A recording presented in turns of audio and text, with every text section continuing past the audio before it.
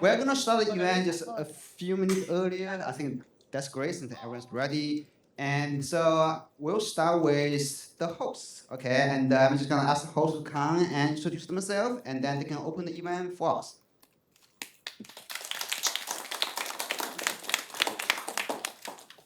Good afternoon, everyone. My name is Chelsea, and I am a sophomore at Lexington High School, and I will be one of your hosts for today. Hi, my name is Claire. I'm a junior at Lexington High School, and I will also be one of your hosts for today. Hello, my name is Sophia. I'm a sophomore at LHS, and I will be your other host for today. So, welcome everyone to the fifth event of My American Story, organized by CALex and celebrating AAPI Month. We are so grateful to everyone who has taken the time to come to today's My American Story, which is dedicated to illuminating and celebrating AAPI voices in honor of Asian American and Pacific Islander Heritage Month. Before we get started, we'd like to sincerely thank the sponsors for supporting and promoting this event. Association of Black Citizens of Lexington, Building Asian Leaders at Takeda, Bangladeshi Americans of Lexington, Indian Americans of Lexington, Japanese Support Group of Lexington, Korean American Organization of Lexington, Lexington Department of Human Services, Lexington Historical Society, Lexington Human Rights Committee, and Lex Pride. Thank you to LexMedia for recording this event, and thank you to everyone gathered here today to celebrate AAPI Month and the stories of Asian Americans within our community. In honor of today's event, we would also like to share a few words about what it means to be an Asian American in the U.S. Historically, the AAPI community has often been overlooked as it faced marginalization and harmful narratives. But in this moment, we are here to remember and remind ourselves of the intricate nature of our diverse sets of stories. So, what exactly is AAPI? AAPI stands for Asian American and Pacific Islander, an umbrella term that encompasses a group of people with cultures and heritages stemming from East Asia, Southeast Asia, and the Pacific Islands. The AAPI community represents a wide range of languages, religions, customs, and socioeconomic backgrounds. And the United States is a melting pot with such a strong plethora of these diverse cultures. Asian Americans have a long history within America, from building railroads to advancing science and technology, from representing and revolutionizing sports to influencing the arts, from local advocates for justice to notable figures within governments. AAPI Month doesn't just highlight the impact Asian Americans have had and continue to have within the country and across the world, but it also allows for cross-cultural understanding and dialogue, opening up a forum for both connection and appreciation to the differences that make each of us unique. Near the end of the event, we will be holding a Q&A in which the audience is free to join and ask the speakers questions of their own. Before we dive into the stories from our panelists, we would like to introduce our opener, Christina Lin. She was born in the U.S. to immigrant parents from Taiwan and China and has a bachelor's degree in biochemistry, but hung up the lab coat many years ago. As chair of the Lexington Human Rights Committee, she hopes to find meaningful ways to bring the community together across identities and foster a greater sense of fellowship and harmony. However, unfortunately, Christina is unable to join us today, so she has prepared a video for us to watch. Hello, thank you CALex for inviting me to introduce this year's My American Story. I'm sorry I could not be there in person and I had to send this recording instead. My name is Christina Lin, my pronouns are she, her, and I'm chair of the Lexington Human Rights. And on behalf of our committee, I just want to express how deeply we value our partnership with CALex. We're grateful for the important work that CALex does to build a stronger and more inclusive community, and one that embraces both the rich diversity of those who live and work here and the common threads that connect us. Programs like My American Story remind us that by sharing the stories of the people of Lexington, we come to understand ourselves and our community more fully. This year, as the town of Lexington celebrates the 250th anniversary of the Battle of Lexington and Concord, My American Story is especially poignant. It invites us to reflect not only on our shared history, but also on who we are today on this land and in this moment. For the Pan-Asian American community, this reflection is powerful. It affirms that we're part of this ongoing pursuit of freedom and democracy. Born out of lessons from the civil rights movement, being Pan-Asian American is, in many ways, a declaration of the fundamental belief that all people are created equal and deserve equal rights. These stories, though gaining greater visibility in our national discourse, are still too often underrepresented. That's why it's so important that we continue to highlight them. As someone who's racialized Asian, these stories helped me see myself more clearly and understand my place in a broader, richer context. But you don't have to be Asian to connect with them. The collective picture they form is not just an Asian American story, it's an American story and a human one. So thank you, CALex, for offering this meaningful and enriching program to our community, and to our panelists for adding your voices to the growing tapestry of Lexington. These stories matter. And thank you for everyone here listening, because you're ensuring that these stories are heard and that they do matter.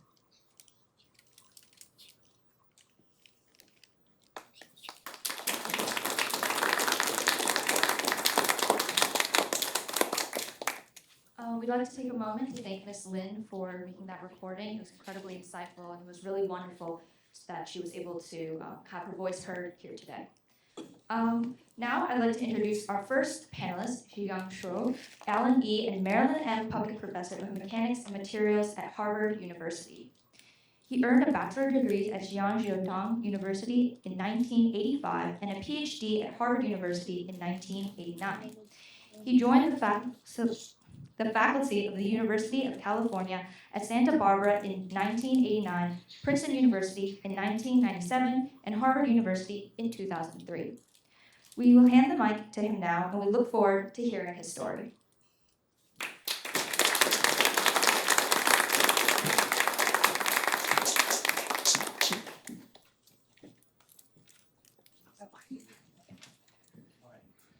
Thank you.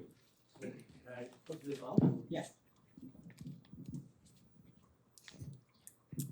All right, thank you so much, the organizers. Can you guys hear me? Yes. Thank you.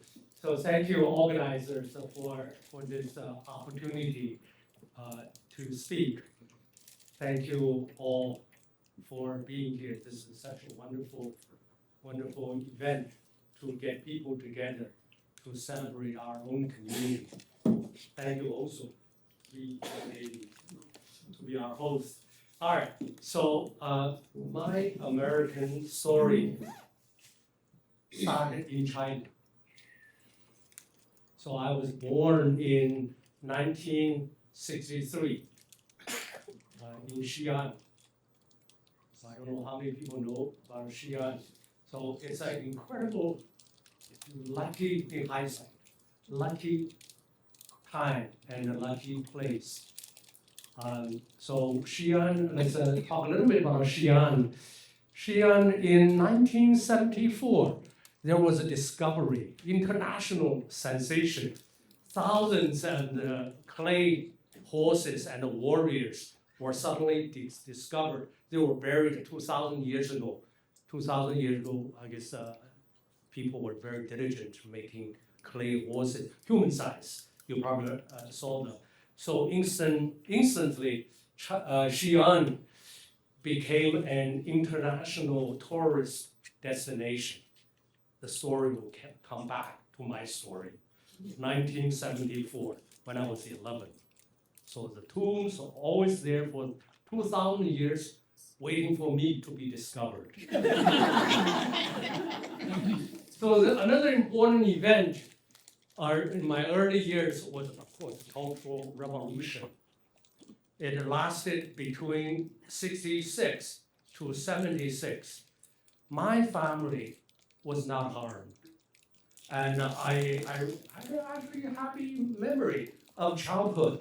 There was no Gaokao, right? No hardship of learning a lot of things.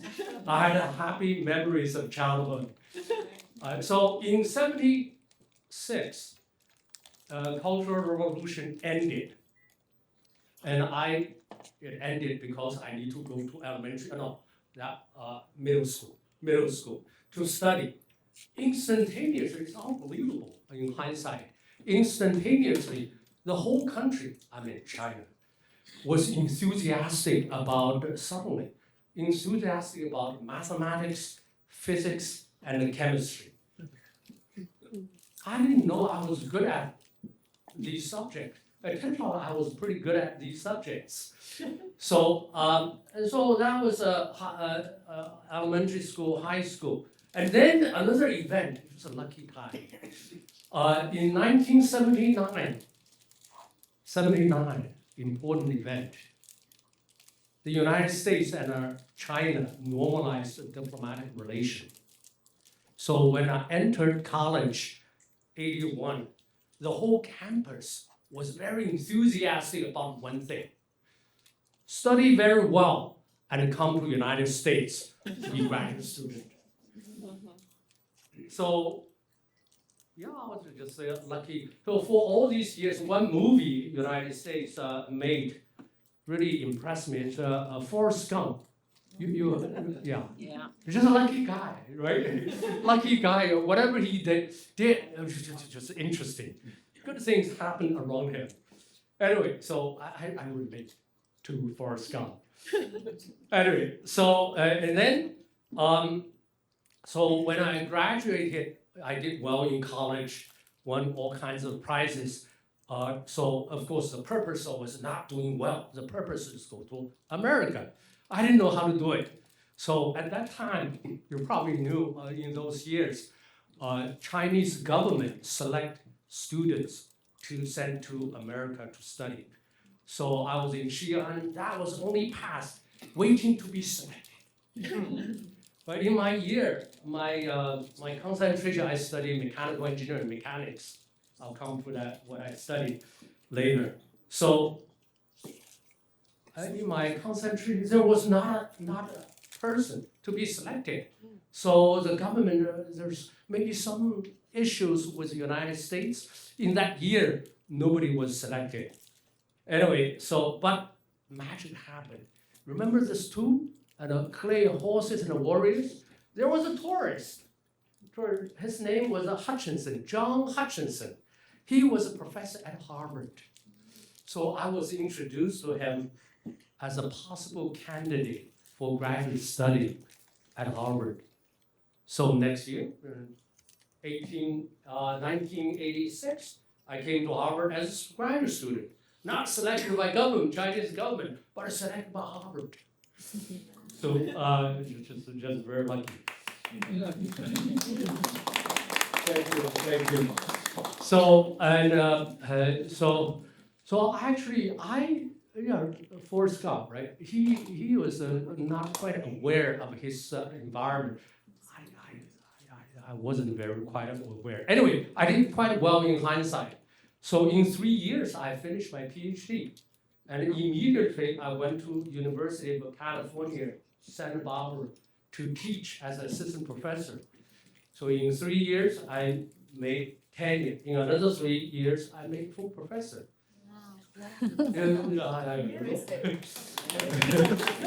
So this is America. Things happen. You don't have to plan. This is plan for you. Anyway, so and then was an opportunity open up in Princeton University. I joined the faculty, and then at Princeton for several years. Really lovely campus if you have been there. And Harvard opened up a position, and I was selected. Here, yeah, Forrest Gump. So anyway, what I study materials. So how rubber band gets stretched, and how glass shatter, and how you bend metal without shattering. So material science, that's my study. Of course, the subject is old and has a lot of applications. For example, old application, why bridge fall, bridge collapse, or Titanic sink. Why these things happen? Of course, by studying them, you hope you develop better materials, doing better designs to avoid these disasters. So I was too young to be designing bridges or ships. I miss that. But the time actually gave me an opportunity to look at materials problems in computers. So in 1990s, when I was still at UC Santa Barbara, researchers at Intel introduced me to the problem in chip making. So if you look at a chip, here we have an expert of computers. So in chips, a chip integrates many materials, ceramics, semiconductors, of course, metals as a conductor, ceramics and polymers as insulator. You have it's called integrated circuits, right? Integrate many materials at very small scales. So when you make these materials, the temperature need to go up and then come down. So when temperature goes up, material will try to expand. But you have so many materials integrate together, there's a thermal stress. So stress causes chips to fail. That actually has been a problem continuously to this day. So today I no longer interact with Intel. Intel has its own problems. I interact with TSMC. So similar problems in making chips. So over the years, I've worked more fundamental side of material science. So developing materials for diverse applications. Chips still working on, and we also work on ceramics for airplanes. Don't be scared. Ceramics, airplane. Brittle material, airplane. So it was an interesting idea. So ceramics itself is brittle. The reason we want to use ceramics is in engine, you want to have a very high temperature so that the burning is more efficient and also cause less pollution. High temperature engine. So when I was young in 1990s, there was a notion called 1990, people were still already beginning to prepare for globalization. So the idea was you build really huge airplanes. So you fly from Japan to LA, and on the plane you can go to swimming pool, like a hotel, celebrate life. So that was the idea. So you need to have a high temperature engine, ceramics. But ceramics is very brittle. It turns out if you bring two ceramics together to make a composite, that composite can be as tough as steel. That was an idea before my time. But during the time, early career, so that idea caught on. Because of globalization, the environment, all these issues came together. So I worked on that, basic material science. So these ceramic engine, now my students join the GE, the ceramics engine actually become reality now. Right. So we also work on soft materials, hydrogels. You know, hydrogel is a polymer and the water together. It's like a human being. Human being has 70% water, but if just all water is no good. We also have a substance that's a polymer. That material, hydrogel, is important if you make it tough, can be used for healthcare. We work on these materials as well. So the subject is just so rich. We have a lot of opportunities. At 3 universities I worked in, I have many colleagues. Many colleagues. In early years, actually very few Asians. The colleagues, so when I first went to Santa Barbara, very few were actually American-born colleagues. They were mostly coming from Europe, from Scotland, just Britain in general, and Germany. So we interact. We were all immigrants. but we never felt we were foreigners. Never. It's an honest truth. It's an honest truth. So, among my colleagues, there was one colleague at Princeton, at Harvard, similar. Most colleagues are actually immigrants. Very few fraction, small fraction, were American born. So one of the, I had many mentors, older people, who helped me, give me ideas. One Turkish-born scientist, or he was also a material scientist, very famous, Arlie Argel at MIT. He told me one way to be successful in the United States. He said, this is what you need to do. Shiga, I have observed you. This is what you do, special for you, but could be good for other people. You just do good work. And talk a lot, so that a lot of people know about your good work. So that's do good work, talk a lot about it. So by now I have I really published with the co-authors, collaborators, students, published over 500 papers. It's unbelievable, unbelievable, and also give nearly 500 talks about my work.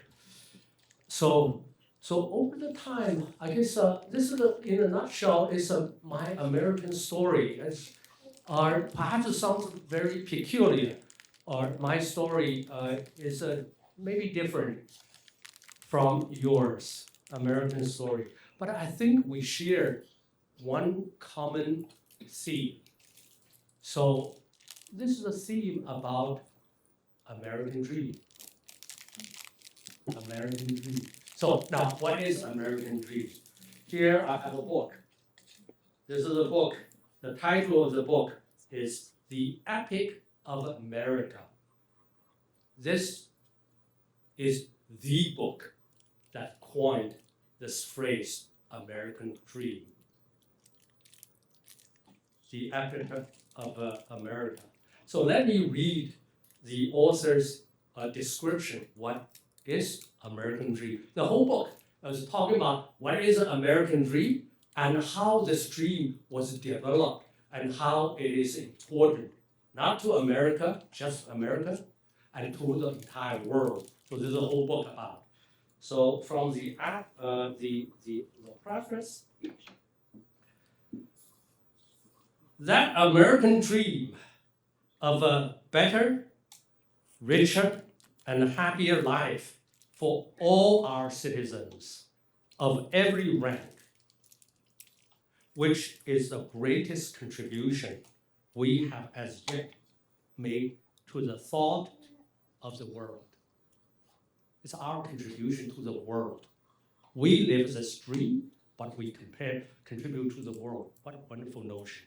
You sleep, you contribute to the world. Let me continue, expand this theme. So this is an epilogue.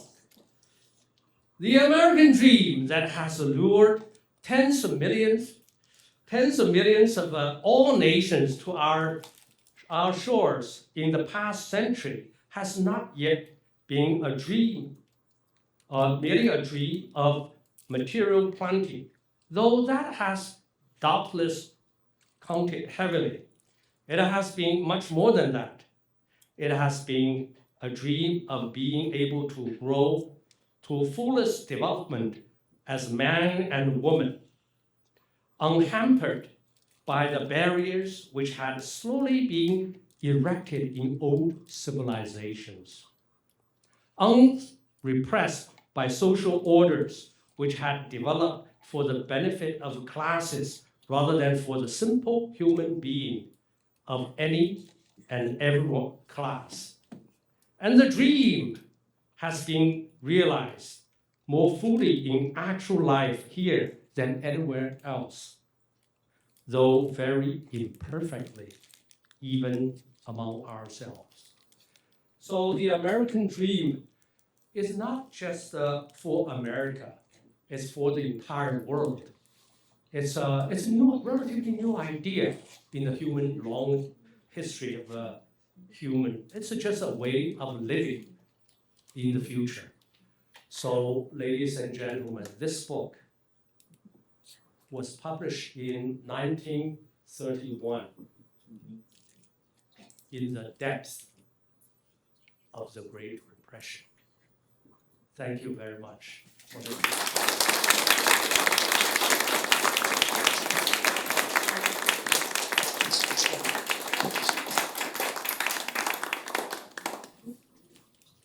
Thank you very much for sharing your own personal journey and experiences.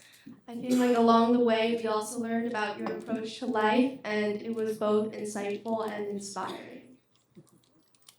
For our next speaker, we will be welcoming Ravneet Grewal, a 1.5 generation American who moved to her husband's hometown of Lexington in 2022 with their now 5-year-old daughter. She is a local advocate for sustainability, equity, and cooperation, and has found the most joy in academia. As a result, she has a background in archaeology, urban planning, education, and computer science. She speaks Punjabi, Hindi, Mandarin, and English, and is proud to be a part of the IAL Education Committee and a founding member of the Lexington Food Cooperative. Please welcome her to the podium.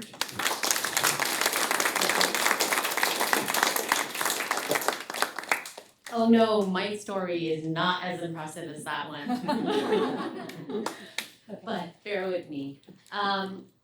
Thank you so much to CALex for organizing this and all the work you've done. And to the Indian Americans of Lexington, I'm so proud to be a part of this organization, not just for celebrating this month, but for embodying cross-racial solidarity that fosters belonging. I decided to skip the slideshow because I get so nervous with all of you looking at me. So I brought some live exhibits instead. You'll get to meet them soon. So I was born in Patiala, India, where many ethnicities, religions, and classes lived in highly interconnected society. Many of you will immediately recognize this. Every trip back to India isn't just to see blood relatives, but also the wide circles of aunties and uncles, or aayis and shushus, who have no genetic tie to us, including the family of our longtime household help back in the day, whom I considered my older brother. That kind of kinship has always transcended biology. My academic journey reflects this quest for connection across cultures. I researched Indigenous Hawaiian agricultural land use at the University of Hawaii and studied with Henry Wright, MacArthur Genius Grant recipient. I couldn't resist name dropping because I looked at the qualifications of all these people. I was like, let me put a name drop in there. At the University of Michigan, focusing on comparative studies of social organization and ecological events. My interest in Pacific Island navigators and linguistics led me to Indigenous Taiwanese languages, deepening my understanding of migration theory across Asia and the Pacific.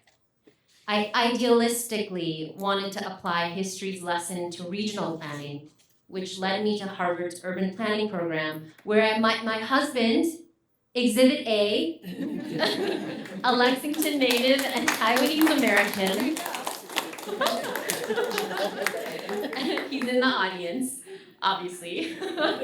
Together, we have built a life on value-based kinship and produced a fascinating little person, Nanu, Exhibit B, also in the audience, who wouldn't exist without the American in our Asian American story. After being burned out by work, I decided to become a perpetual student, earning my master's in education and starting a computer science degree at Georgia Tech. But having a baby during COVID might have derailed my education forever. We will see how that plays out. Let me go back to when I came to America at age 6. I expected candy to flow freely. My uncle, an economist here, would bring me American candy And I genuinely envisioned the streets were paved with Skittles. Instead, I encountered canned tuna, which my body rejected, despite my American aunt's insistence that it was healthy for me. Still not cool with canned fish of any kind. My family was very fortunate to have familial sponsorship to the country, which gave us more security than many immigrants. To my friends, aunties, uncles, aïs, shushus who have raised kids with love and patience while bearing the anxiety of H-1 visa status, you have my admiration. Understanding the history of immigration in this country has helped me understand my privilege, my parents' experience, and how to live with more gratitude. But my experience wasn't all roses. Coming here in the 90s at a vulnerable age, a vulnerable developmental age, profoundly affected my mental health and life trajectory. When I entered a Catholic school in Detroit as an Indian Sikh, I was introduced to many questions I wasn't prepared for. Most notably, a white friend's mother asked her in front of me, "Why would you want to play with a black girl like her? Can't you play with the white girls in your class?" At 7, I didn't know how to answer when my black friends asked, "Are you black or are you white?" I said, and something I still feel ashamed for, "I think I'm more white than black."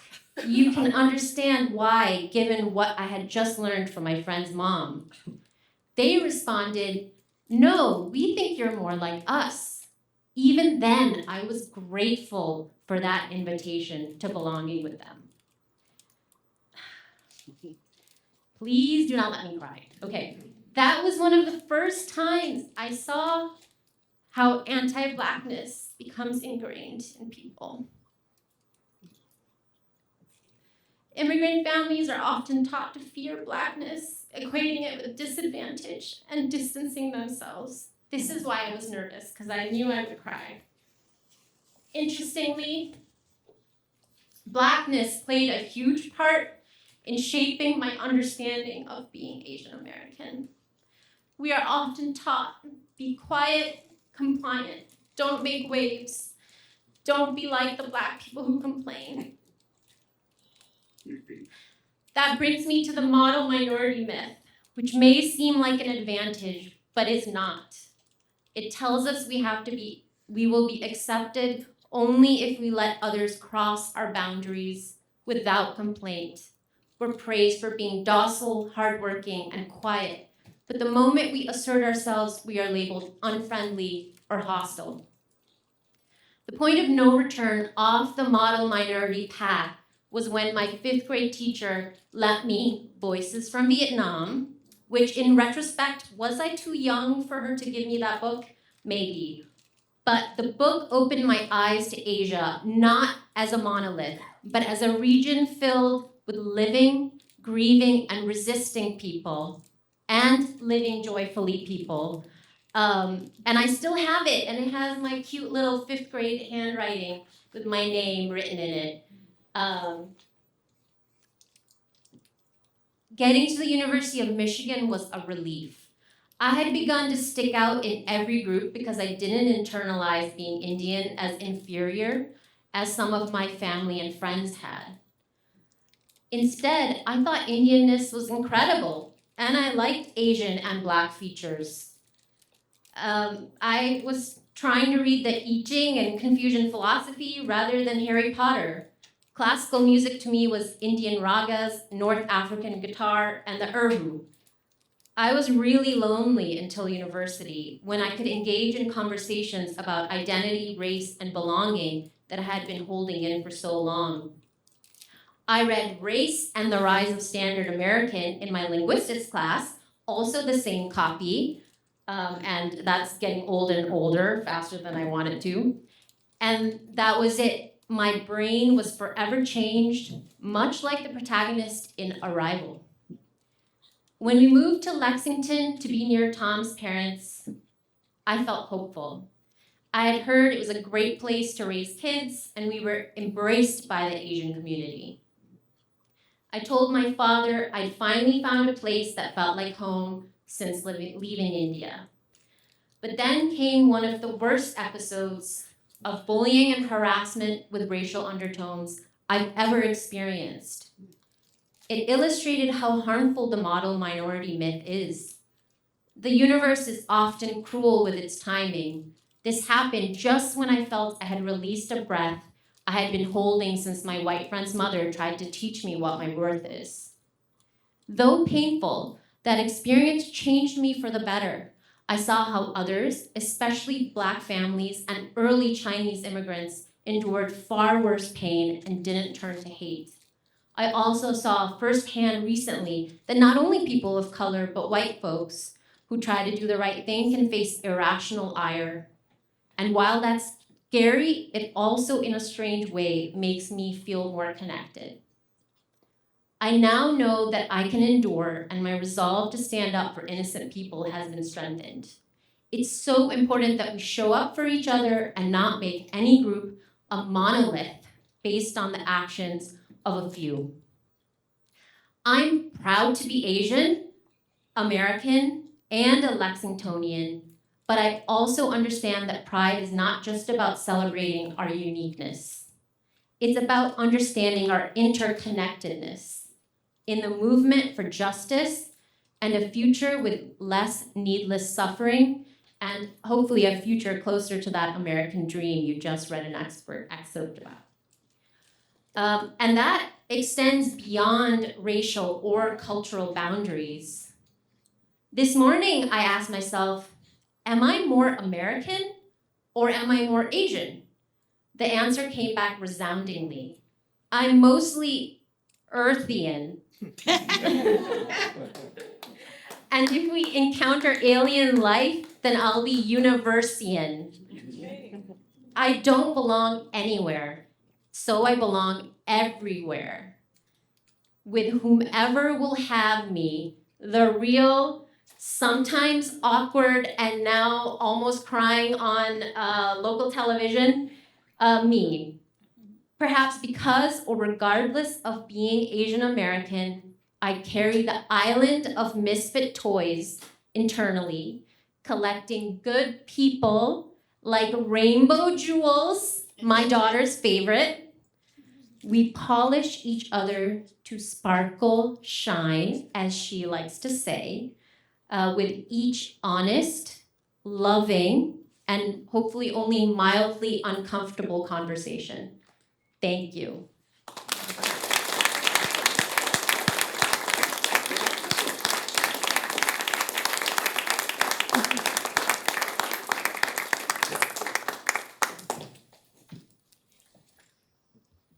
Thank you, Ms. Graval, and I really liked how you touched upon how we are all part of a global community and how we should both embrace but also resist a lot of these man-made societal structures that make up part of our lives, and I thought that was incredibly insightful.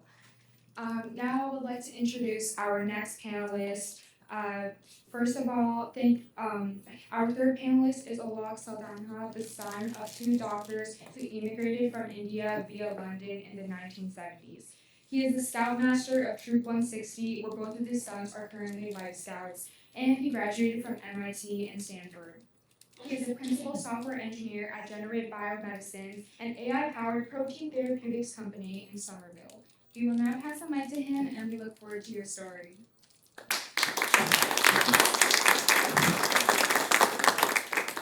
So I think my Monty Python had this saying, and now for something completely different.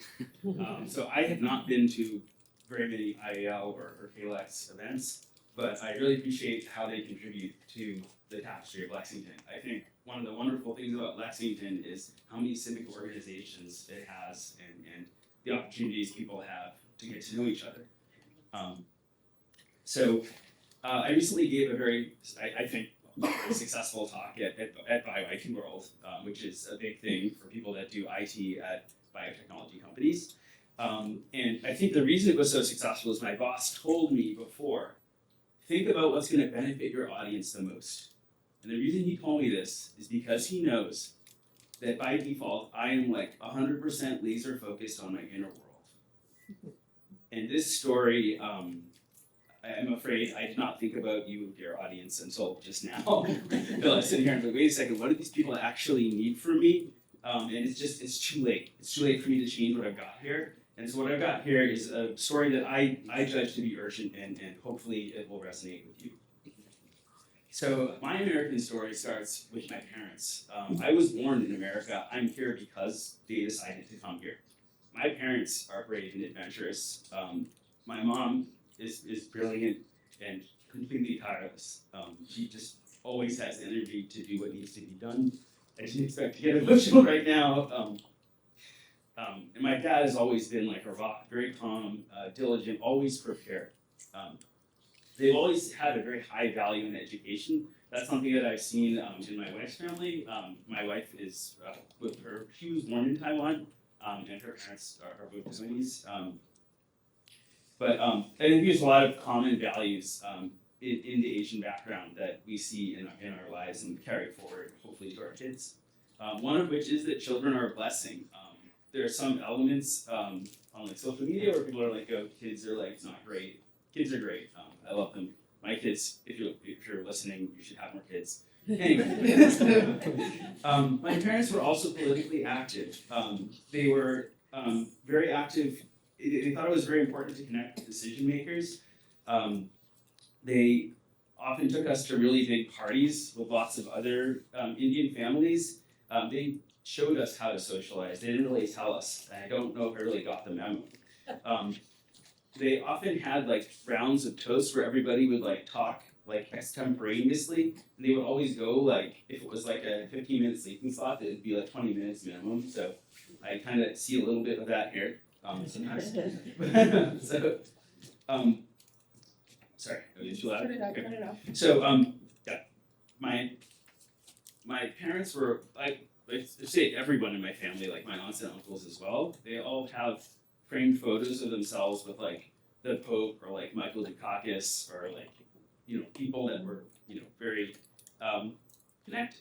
And in addition to like being conscious of this, I felt like my parents were actually a bit elitist.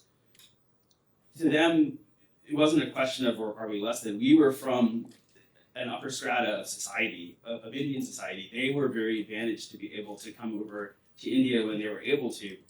At that time, I feel like a lot of people that came over from India were from like a very privileged strata of society. Most of them were doctors. I think there was like maybe a doctor shortage or something in like the 70s.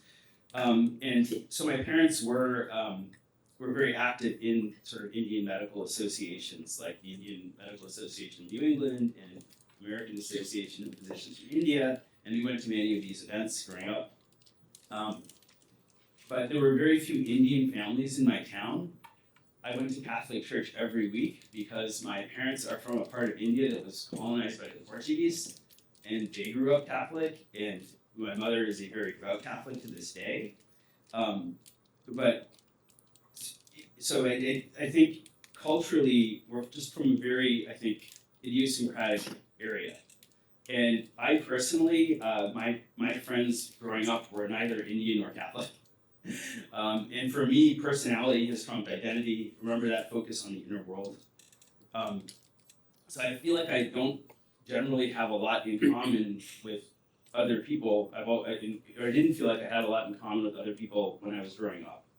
I felt somewhat aloof and unconventional. I was interested in science and engineering, which fit a stereotype that I wasn't aware of. My parents themselves were pressured to go into medicine, like go be a doctor. My parents never put any of that pressure on me. They were always telling me to go follow your passion. And in a way, I feel like that's what they had done by leaving India and coming to the United States.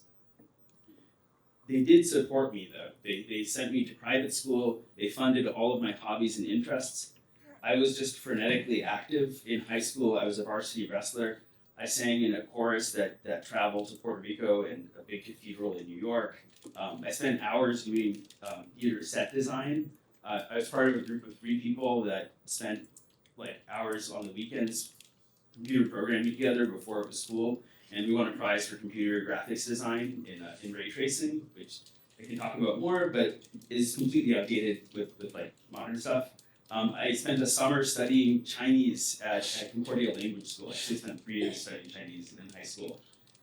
And just because I thought it was an interesting language. So I had friends in high school that I was very close with because I spent hours with them. And then I would meet someone else in the hall and they'd be like, how do you know that person? Like, I'd be with the person that is really into computers and I'd see a varsity wrestler and he'd be like, why do you know that varsity wrestler? You know, that kind of thing. It wasn't until the college at MIT where I really felt like I found my tribe. And my tribe is the tribe of misfits and hackers more than anything else. That's also where I met Carol. And to me, Carol is an unconventional thinker and just brilliant in so many ways, in unexpected ways, and delightful ways. I went to graduate school. After that, I had a career as a software engineer. I haven't, none of that was top of mind when I was writing these notes up. So I could talk about that some more, but I feel a lot of kinship there. None of it was planned. It's like the common thread there. And I similarly encourage my kids to follow their passions and try to support them. My older son, Rohan, led our family into scouting, which has been a major theme in my life. He encountered scouting during a demo at Town Day about 10 years ago, and since then I've stepped into many different leadership roles in scouting. As a den leader in Tactical 37, and recently currently Scoutmaster in Troop 160. It's been a rewarding and demanding experience. It's been great to watch my kids learn and develop new skills, watch them grow into leadership roles themselves, and it's even been a laboratory for me to develop leadership skills. Again, I'm really inner world focus. So a former coworker of mine who happens to live in Lexington and is now going to become actually Scoutmaster of Troop 119, like 5 years ago told me that I asked him, because I was thinking about management at the time, like, how did you get so good at this? He's like, everything I know about management I learned through scouting, because he had been in the Scouts as a kid. So yeah, it's just been a great experience. I've learned a lot about group dynamics. But scouting isn't just a leadership organization, it's also a patriotic organization. It's not supported by the government, but it encourages us to think about the ideals behind the Republic. My parents are immigrants, and in Lexington, most of the Scouts are either immigrants or the children of immigrants. So it's not, I think in many ways, they're closest or a introduction to patriotism and what that can mean. In scouting, we meet people from all over town. That's how I met Dapa from CALex. And I think it's just been wonderful that way also. In the broader scouting organization, when we do summer camp or we take part in council-wide activities, and that's like the next level up from the towns, we come into contact with people from all walks of life that wouldn't necessarily live in Lexington. So I think for me, scouting is a great melting pot, and the ideals of scouting are timeless. Things that I thought were science fiction in graduate school, like nanopore sequencing, are now routine at my company. And recent developments in machine learning have transformed my profession of software engineering. But scouting, I feel, has like timeless messages that are still valuable. One message of which is that nothing is preordained. I think it was Benjamin Franklin who said, "We have a republic if we can keep it." In scouting, we try to raise scouts with confidence that comes from learning skills, camaraderie that comes from overcoming challenges, and the value of citizenship and leadership, so that they participate in making the decisions that affect them. And because if they don't, then other people are going to make decisions for them. So that was all I have. At this point, my life is really all about work, family, and scouting. Public speaking is not a big theme yet. Although this is the second month in a row, maybe it's starting a trend. But yeah, so that's my American story.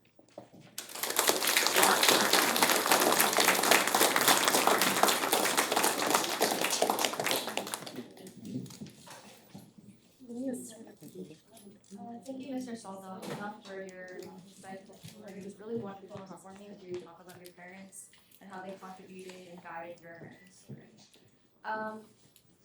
Next, I'd like to introduce our final speaker, Andrea So. She's the Director of Elementary Education at Lexington Public Schools and a proud 1.5 of Asian American immigrant. Beyond her professional role, Andrea is an active community leader, serving as the president of the Greater Malden Asian American Community Coalition. In addition to her advocacy work, she is also a practitioner of traditional Chinese martial arts and a certified instructor at Hua Lung Kung Fu and Tai Chi Academy.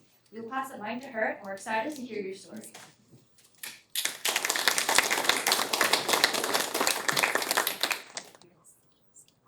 Good afternoon, everyone. Is it okay that I bother one of you to press the slide for me as you go? Thank you. First of all, thank you, CALex. Thank you, all of the previous panelists. I've learned so much sitting here for the last half hour. It was extremely delightful to listen to other people's stories, and I strongly believe in the power of storytelling, right? So it's May. Happy NHPI Heritage Month. I would like to start off by saying that a reminder that Asian Americans do not just look like who stands in front of you now. We are a very, very diverse group of Americans, and so, our stories are as diverse as we look. Next slide. I thought I'd brighten us up with some pictures. It was actually really fun to look through for old pictures. These are pictures of my grandparents, and obviously, you can see on the right here that I have an affinity for singing and whatever else with those mics in my hand. My name is Andrea, so I use she, her pronouns. I identify as a 1.5 generation Chinese Asian American woman, an equity-focused educational leader, a grassroots community organizer, an activist. Many of these things aren't currently really approved by our current administration, but that's okay. And before I start, I wouldn't be here if it wasn't for those who came before me. So to my ancestors, to all other Asian American women, to trailblazers, to immigrants, to folks of color who have walked this path of seeking ourselves and a sense of belonging in this country, thank you for your strength. Thank you for your wisdom. Next slide. So, this is a story of me exploring my internal as well as external struggles of culture clashes and expectations. So it'll just be like random little stories here and there. Clearly, I'm not as well studied and with all the folks that sit on the panel today. So hopefully there are some stories that will bring some joy to you. So let's start with this experience of being asked to talk about myself today. This is not something that I was raised to do. We were raised to be a humble, quiet, don't make wave as Asian American women. I couldn't put this flyer onto most of my social media. And, last week I ended up putting it on LinkedIn because it is the social media platform that is used by least of my friends. So, talking about myself is wildly uncomfortable. However, as an educator, I am advocating that we lean into our discomfort because it is the only way to grow. So here I am. Next slide. So I think a little background is necessary. I grew up in Hong Kong and lived in one of these apartments. I actually went online and looked for some pictures. It's kind of cool to look back. These apartments are about 32 stories high, and I lived in one of them on the 19th floor. It was about 400 square feet with my parents and my sister. Next slide. The majority of my childhood was spent between these couple of places. I went to an all-Catholic girls' school for 8 years of my life. And other times I spent with tutoring and at the pool. I'm definitely a cool one. So I remember trying to get into this school was sort of like a big deal. Every day there were random adults who asked me, hey, do you remember your parents' names? What are their full names in Chinese? What are your grandparents' full names in Chinese? From your dad's side, from your mom's side. And I was quizzed every day, like whose phone number, like what company, and all of those things. Outside of school, for as long as I can remember, I spent 2 hours every day at the pool on the weekdays and 4 hours on the weekends. And that really shaped me as an athlete and as a person in life. Next slide. So we were a very typical working class family. My dad was a construction worker. He actually was specifically people who built bamboo structures. And my mom was a stay-at-home mom. She cooks and takes care of my sister and I, shops at market every day, and plays mahjong. Fun fact about that, I was introduced to gambling by the time I was 9. I learned to play mahjong for money because when my parent would have to go down and go to the market and get food, what happened was that they didn't want to stop the game. So they said, well, why don't you sit in? And I learned how to gamble. And I think it could have contributed to the fact that I really do enjoy math. I don't know. Next slide. So after I finished middle school, my family decided to leave for Boston. Some of the factors of why we were left was because, as you see, my dad wasn't getting younger. Climbing like 40 stories on bamboo structures and scaffold wasn't really sustainable. And this was a picture of when we actually left the airport. I didn't really know what to expect, but what I did learn is that true happiness is being able to find joy in the midst of challenges. This was Logan Airport. So upon arriving at Logan Airport, I did not realize that I was going to become my family's eyes, mouth, and ears. It was really interesting.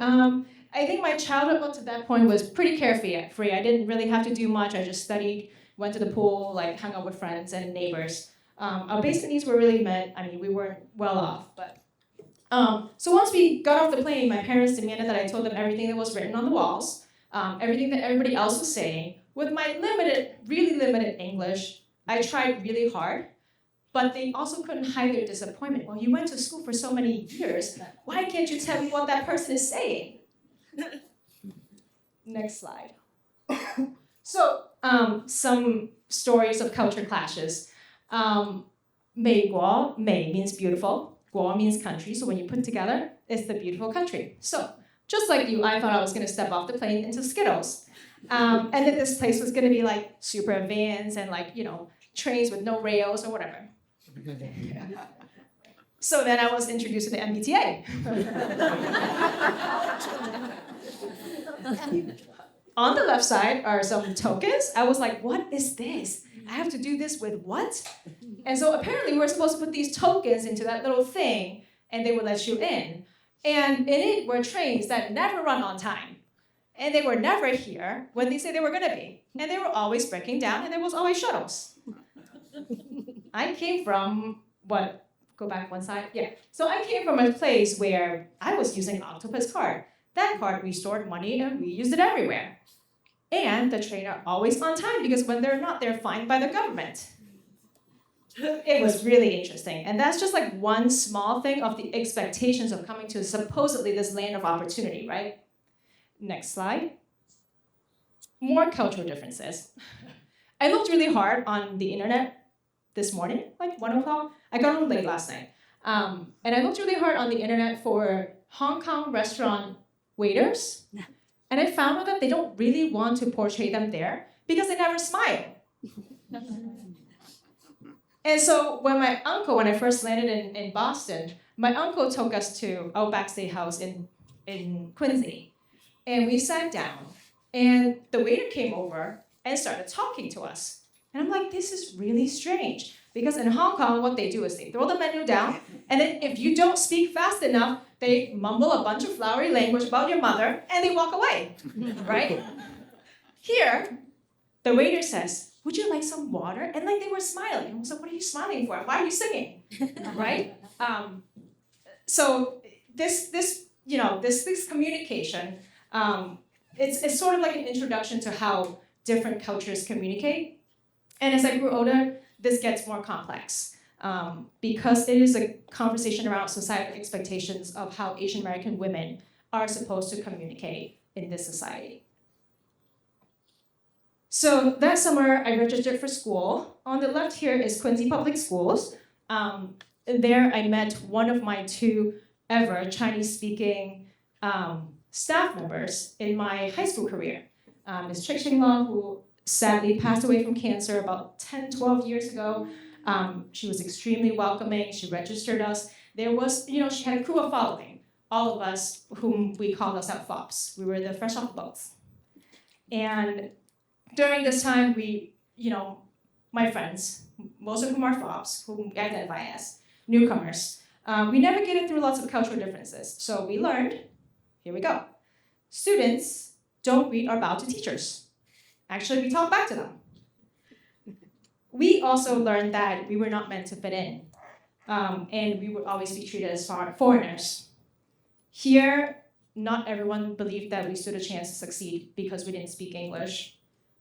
Some of our staff members also confused English limited proficiency with your abilities, right?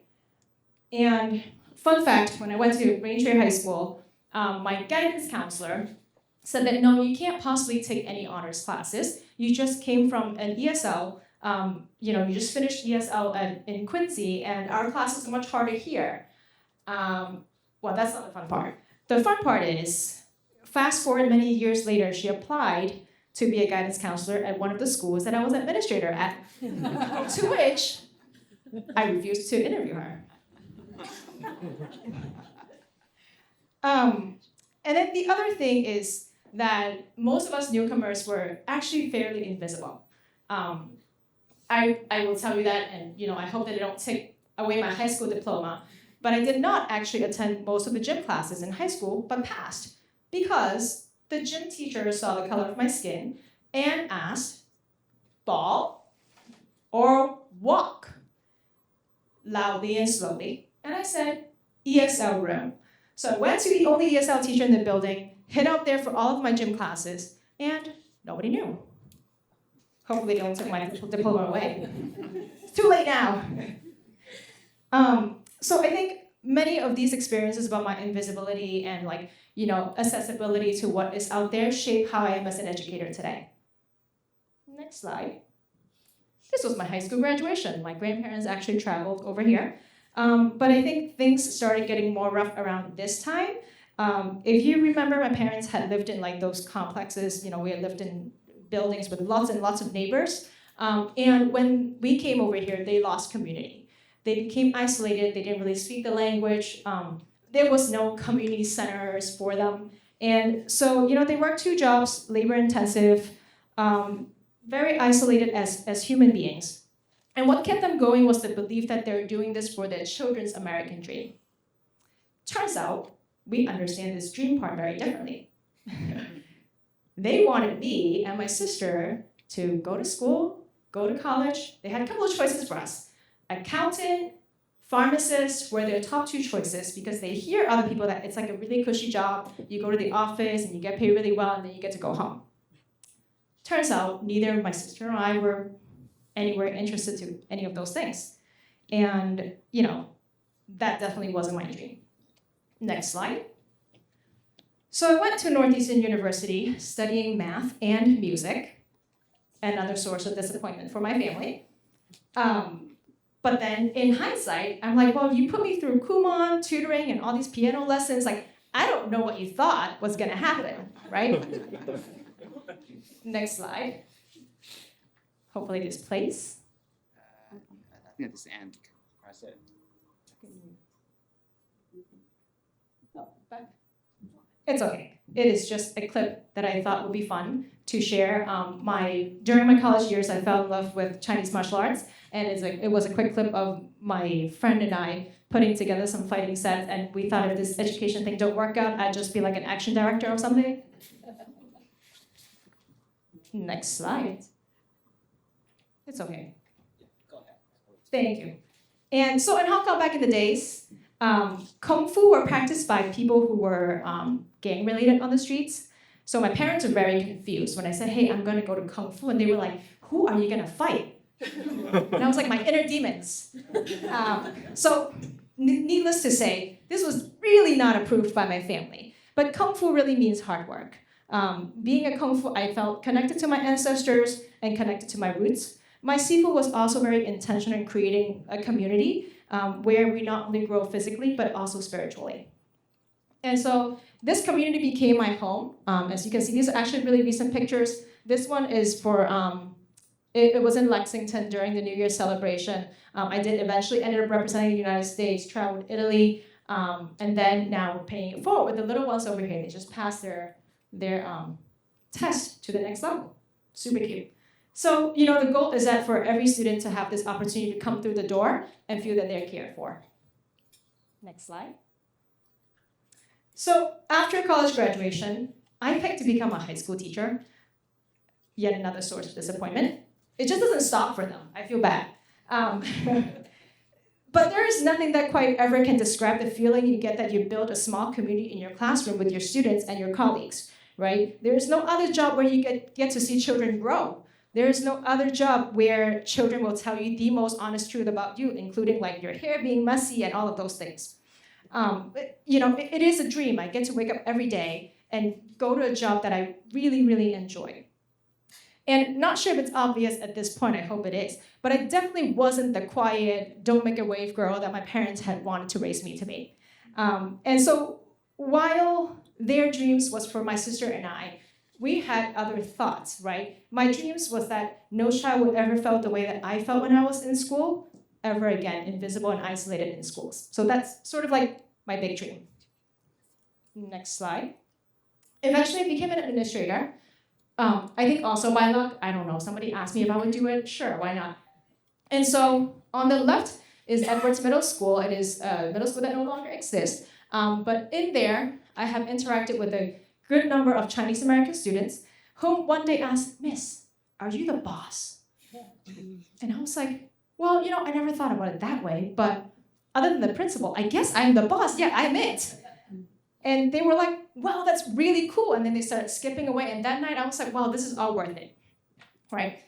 On the right is my last school before coming to Lexington. It's the Murphy School, serves over 50% Asian Americans. This is also where the school I had the most adoption requests from students. It's cool, but also sad that to know that so many Asian American students, second generation students, don't feel connected when they're home. And they feel isolated and they can't really connect with their parents and their caregivers. And then when they come to school, for the most part, they're also feeling invisible and isolated until they find this one adult that cares about them, right? So the request came in. I denied them all. And next slide. So this past August, I joined Lexington Public Schools as the Director of Elementary Education. I have no story to tell there yet because I'm still pretty new. What I do know is that when I walk around school buildings, the kids are super fascinated. They look at my jade keychain and they were like, are you Chinese? Are you Chinese? I was like, everybody can wear that, right? So then they became much more skilled in asking, do you speak an other language other than English? I was like, nice work. So to be an Asian American women leader, not only are we faced with the glass ceiling, right? We're also dealt the bamboo ceiling. I know that I had to work extra hard. I know that I had to get into Harvard. I know that I had to graduate as much as I did not enjoy my time there. I know that I had to navigate these cultural differences and be keen on social dynamics and know when to be quiet and know when to speak and so much more. So one day, I hope for you young folks out there that these ceilings are shattered for you, that they're no longer there. Next slide. This one I have to read because I carefully crafted this. It's no secret that we're living in challenging times, and for many, these challenges feel even more pressing under the current administration. To my fellow educators, I hope that parts of my story remind you that our classroom and school communities can serve as sanctuaries, places of belonging and healing for our students and yourself. I encourage you to learn deeply about your students' identity journeys and to listen to the voices of our students and families of color with empathy and intention. To our white allies, I invite you to reflect on the systems, practices, and policies that shape our schools and society. Use your influence and privilege to ensure that we all feel that we can belong and call this our home. Let that commitment guide your actions, not just when it's easy or popular. To the young Asian Americans in the audience, to all young people of color, know the difference between chasing your dream and getting good grades. Those are not the same. Seek out your community, believe in your worth, and follow your dreams unapologetically. Always remember, you do not live for yourself, you live for your community. And to my fellow immigrants, people of color, and to all the members of other marginalized communities, I hope something in my words resonated with you and your journey, and that you're not alone. And may we all leave here being reminded that the beauty of the lifelong journey is about discovering who we are. Thank you for your time today.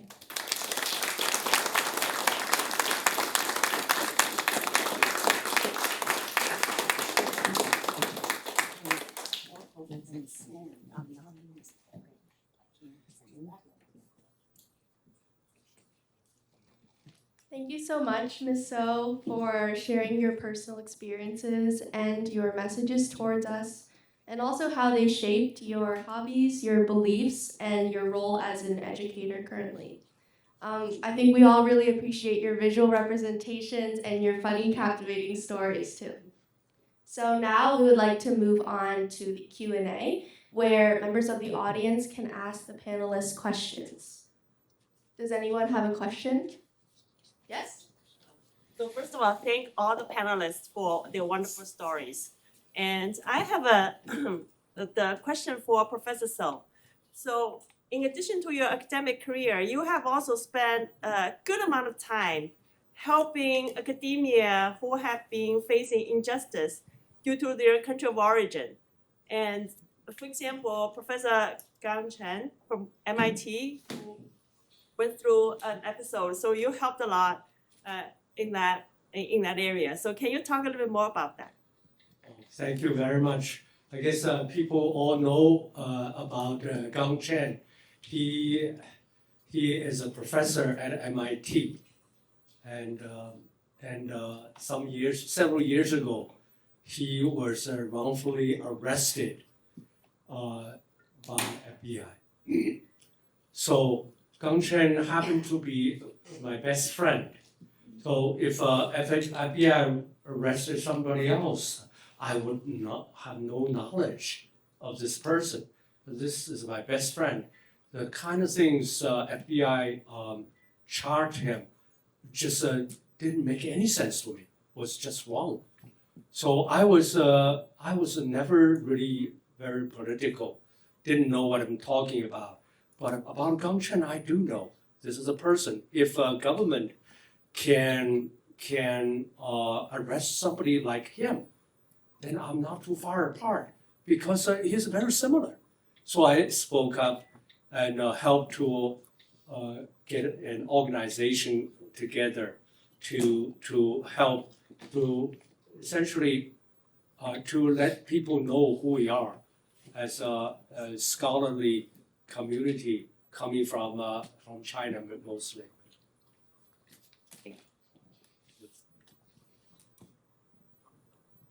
Okay, does anyone else have a question? Yeah, go ahead. Hi, my name is Haley Kim, and I'm a high schooler at the Lexington High School. First of all, every story was truly very unique and interesting. Including these voices in our local history would truly shape how people would feel more included and encourage civic movement. Thank you so much.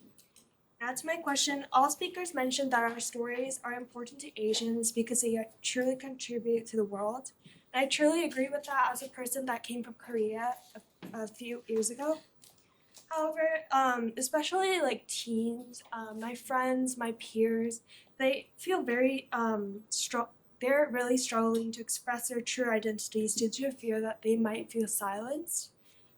Do you have any like specific messages to these teens of how they might be able to find their new identities, just like you did as you spoken? Would you please repeat the question? Yeah. Give a summary of what she actually asked. I'm going to try to summarize. Thank you for the question. It sounds like there are young folks that are struggling to express themselves in the most accepted way by perhaps our Asian community and Asian elders, if I were interpreting this correctly. And what are some advice that we can give to young people out there who are, discovering who they are and be able to express that? Yeah, thank you. Did I get it? Yeah, perfect. Great. I think I can start. young people need to believe that young people are brilliant, they're resourceful, and what I would encourage all of us to do is think about what it means to come together. You do need your people every day. You know, it is a very isolating world, and it's becoming increasingly more isolating as a result of social media that's being used. And one of the ways to combat, you know, many researchers have shown over and over again that one of the ways to counter the effects of either mental health struggles or any other struggles is by building community. So come together, use your resources, use your brilliance, organize, you know, work with organizers. We have many amazing organizations in Lexington. Reach out to your staff members, reach out to your teachers and your administrators, and find somebody who want to listen to you and who want to organize with you and walk alongside you. And lastly, we believe in you. Okay, thank you so much. First of all, I'm personally excited for myself, not my daughter, but for myself, that Andrea is our new Director of Elementary Education. I can't be on my side right now.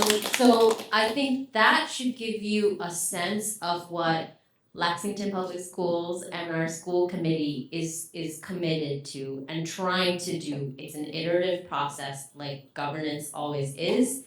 And some of it is exactly what Andrea said. We have to democratize that process by participating outside of the higher levels of government. We have to be very active. So if you have even one person who's willing to speak up, that can often give people the courage to also share their story. I was personally very nervous about sharing my story, and I'm a lot older than you. Maturity level might be about the same, but.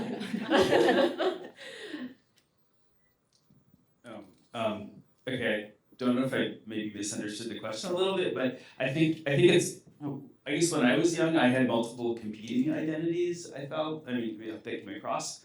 So I would encourage people to also, especially while you're younger, like definitely take the time to explore. Like Lexington has a lot to offer, and I don't know, we've been talking about even kids here, but I think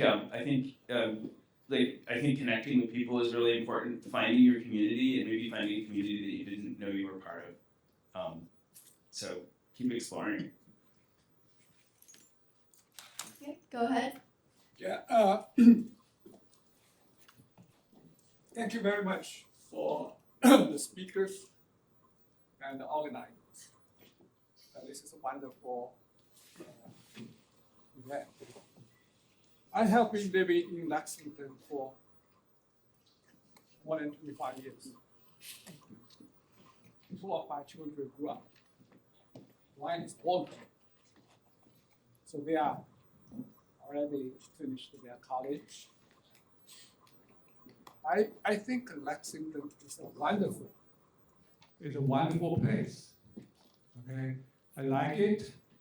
I feel very comfortable. And meanwhile, I think I owe a lot to leaders like you, activists like you. I'm basically a free rider. I haven't done anything. I barely come to this kind of event. Okay? The reason I'm here because my friend is here. I'm here to listen to his story. But anyway, I have involved in the local community activities, but I read news. I'm very pay a lot of attention about what happened in this country. Okay? So now my question is, everything like, I think Lexington is doing very well. I drive through the town. I think everything looks great, right? My neighborhood is great. But especially our school system, okay? I think the school system is a very important part of this community, okay? any current federal policies, those executive orders, do they have any impact to our community, to our education system, financially, and otherwise? I don't know. If you have any idea, can you share? Thank you. There are some impacts, but a lot of our funding comes from the state. And luckily, Massachusetts is a very resilient state, economically and financially. We also contribute as a municipality a large amount over what the state provides in aid. And I'm not gonna say too much more than that because something incorrect will come out of my mouth and I feel nervous. So anyone else? And I hope that helps. Of course, Eileen. No, you got it right. You're absolutely right. All right, I feel okay now, thank you. So we are very resilient, is my understanding. The kind of municipalities that will see a lot of harm is where students are relying on federal aid to eat because that funding is just disappearing on them. So poor municipalities where students rely on attending school to get their food and be able to eat, to focus on their studies, those are the places that are really going to suffer. We are very privileged. We are very lucky. And I'm very confident that we can weather this. Thank you.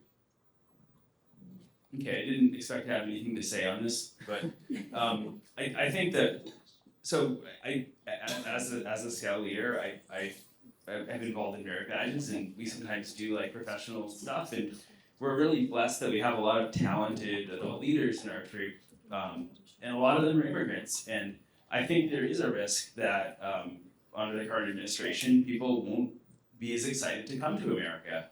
And I think it will, in the long term, could really seriously impact our community. So yeah, I hope that we can weather it. Okay, I have a question for Professor Soa. And a few months ago, maybe in March, I read a news that there were nearly 2,000 scientists of the National Academy of Science, of Engineering and Medicine jointly together signed an open letter calling on Trump's administration stop admiring the scientific society. Actually, when I read that news, my husband and I, we read that news, we felt kind of hope there. We felt excited. And later, maybe a few days later, I got another report which had some scientists' names on that who signed that letter.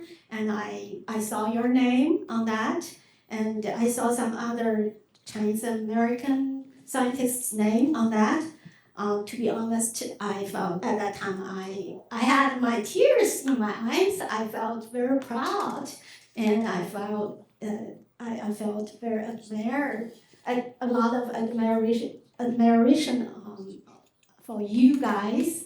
And as I know that we Chinese American, we are thought kind of like model minority. We are kind of silent.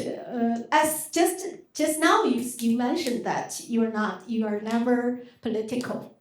So I'm not political, but still I think that open letter is really a right thing to do, and I just want to know that what was in your mind, since you said you are never political. What was in your mind, and what was maybe is your help when you signed that letter? Thank you. Thank you for that question. This is a letter prepared by somebody else. Some colleagues ask us to sign. The idea of this letter is you probably all read in the news that the current administration cut funding for scientific research. That was before Harvard specific got targeted. So I signed this letter along many of colleagues. But the general idea is following. This I felt for some years. When I first came here in 80s, I had a colleague who became my mentor. There was the Santa Barbara years. This colleague was Caucasian, born in the United States. He told me that, Shigo, we Americans are apolitical because the country is so wealthy. It's an opulent society. So I took that in mind. Oh, that's why I came from China. Even taxi drivers were political. Here, university professors can afford to be apolitical. So then we can really focus on what we do. And there are great people worry about great things. I just worry about my little things. So that has been for many decades. Until recently, we just mentioned Gang Chen, and the recent years, the open attack to immigrants like me. So if somebody did something wrong, of course, if just because my face looked different and I get suspected just because my face, that was just wrong, just wrong. So I don't have a big agenda when I participate. There's always something I happen to know, I speak up. This is coming to me recently, late in my life. I felt I have a benefit from this great country, America, so much. Like my friend, I didn't feel I actually contributed very much to the well-being of my fellow citizen. And because my own experience of being Chinese American, I have a special angle now. Maybe this is a time for me to contribute to this country by speaking out. Thank you.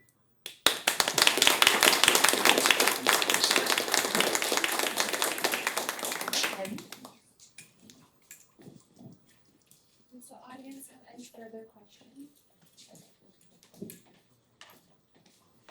Thank you all so much. You are all just such wonderful human beings, so thank you. I truly resonate with the messages that you share about connecting. And, one of the ways that we support and empower each other and ourselves is by connecting with each other in community. One of the challenges that I've been hearing, because I am involved in a number of community organizations, is that some people are feeling too vulnerable to connect or to be visible. People who are living in mixed immigration status families, for example. People who are transgender and afraid of, or have transgender children and are afraid of losing access to gender-affirming care. People of all ages with disabilities, where a lot of services are being defunded. And so it's cutting across so many aspects of our lives. And, the stories that I'm hearing are from people who feel too vulnerable to be visible. And I'm wondering because I'm a big believer in supporting each other through connection and community, what your thoughts are about how we can support those who feel that level of vulnerability.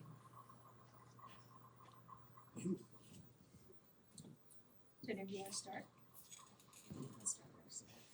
I think that is a really tricky question. I'm also going to choose my words carefully as I see that camera's rolling. It is a very interesting time, right? And when we talk about work of ensuring that everybody feels safe and included, we also have to do it in a very safe way.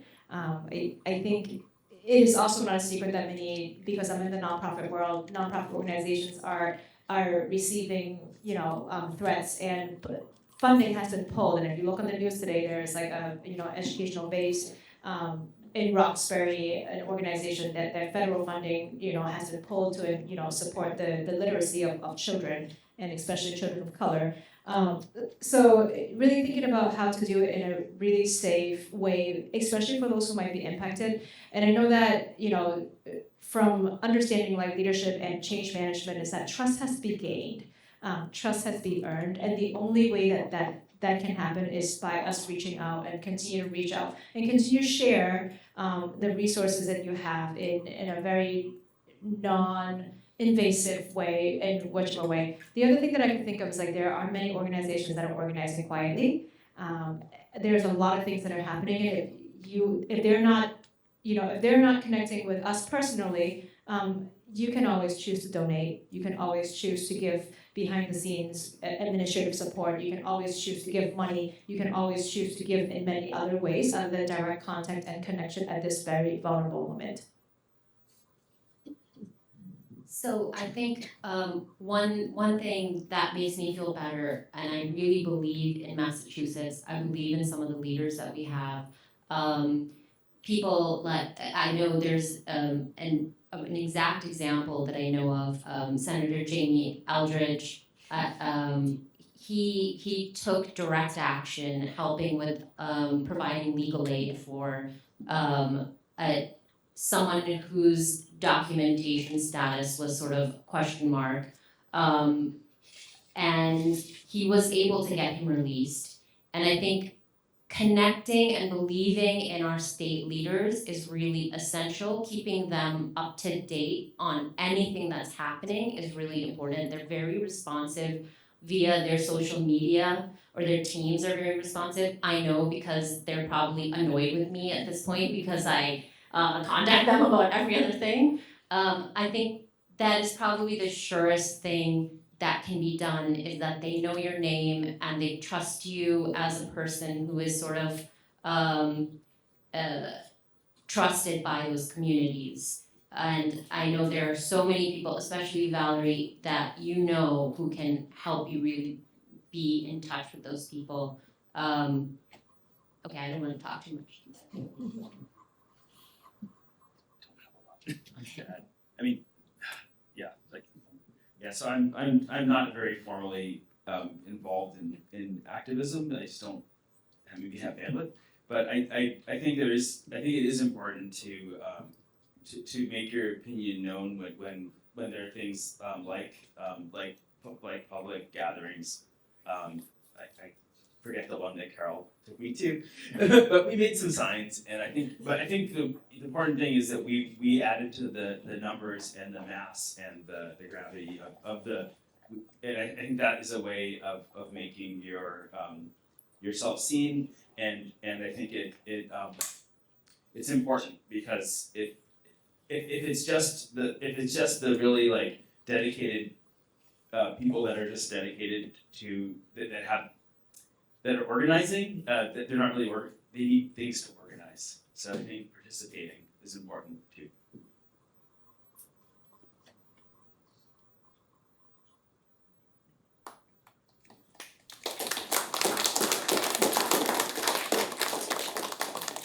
So thank you to the audience for asking your questions, and thank you to the panelists for providing very personal and detailed answers. Unfortunately, we are nearing the end of our event, but first, we would like to thank a few audience members in the crowd right now. Thank you for Aileen Joy, for part of the school committee, for attending. Thank you for Joe Pato, part of the select board, who are also among the audience. And thank you for Veena Kumar, who is also part of the select board. Now, before our event closes, we would like to invite Mona Roy to really finish up the event. She is a former chair of the Human Rights Committee and the co-chair of IIL Education Committee, and she is also the vice chair of the Lex 250 Commission. Thank you so much, and welcome. Hi, yeah, I wasn't really looking to be introduced. I was actually looking to thank CALex for this wonderful event to kick off AAPI month and tell you about how we're going to be closing out AAPI month. IAL, along with many other co-sponsors, will be putting on a community conversation and event, 60 years of AAPI voices shaping Lexington's story. The great Ravneet is one of the organizers, so if you, for that reason alone, you must come. And we managed to get Sophia Ho. Come on.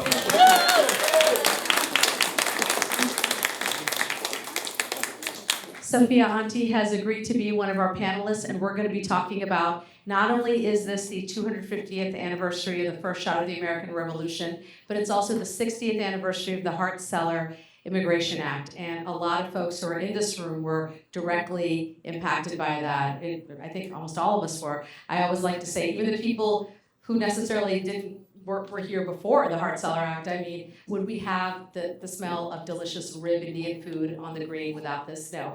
So we look forward to you coming. It's May 31st in the high school, and it's from 2 to 4. And we look forward to seeing all of you to close out API month.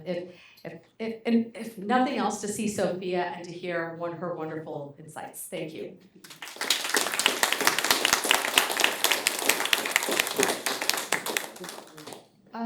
Thank you so much for all coming to this event.